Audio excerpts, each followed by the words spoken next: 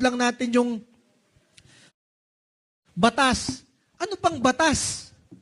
Nagkukuntsabahan na yung legislative, mga senador, congressman, kakuntsaba yung mga taga-executive, DPWH, DOH, DSWD. Yung pondo na ine-insert ng mga congressman at senador sa mga departamento, hindi pondo ng departamento na, pondo na ng congressman at senador rin.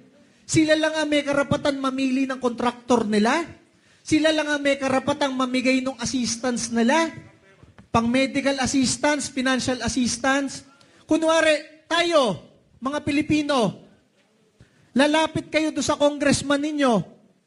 Titingnan muna ng congressman, teka, supporter ko ba yan o supporter yan ng kalaban ko? Wag bigyan ng AX o tupad o medical assistance yan.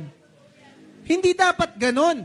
Yun ay pondo ng taong bayan na nilagay sa DSWD, DOH, DOLE, na dapat ang nag-i-implement lang yung mga departamentong yun na hindi tinitingnan ng mga politika ng bansa. Basta Pilipino ka, dapat bigyan ka ng tulong. Ang problema, pondo na yun ng mga kongresista at senador. At sila na ang namimili, ang bibigyan lang nila. Siyempre, yung mga leader nila sa barangay, sa mga purok at sityo.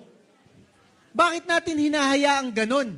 Sa saligang batas ng Pilipinas, bawal yon. Bawal na merong kontsabahan yung executive at legislative. Ngayon, nadiskubre ng Pilipinas, etong mga project na flood control, mali na nga na pera ng congressman at senador yon, hindi pa naatuwa yung mga congressman at senador. Talagang ginagawa pang ghost project, gaano kaputang ina sa bansa na ito. Yung ilog sa inyong bayan o sa inyong distrito o sa inyong probinsya, sesementohan ni congressman. Semento lang talaga, hinulog lang yung semento sa gilid. Tapos sasaynan ni COA at ni DPWH na kumpleto na yon. Pagdaan ng isang ulan at bagyo, wala na, nadurog na. Nakaharang pa sa tubig yung mga semento, lalo pang nagbaha at nalunod yung mamamayang Pilipino.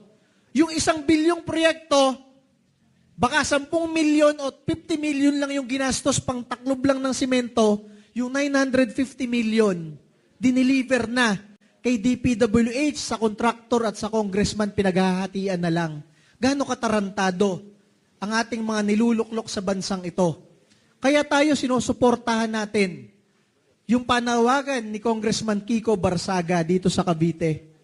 Kung siya nga mismo congressman na, sinasabi na niya sa taong bayan kung anong ginagawa ng mga kasamahan niya.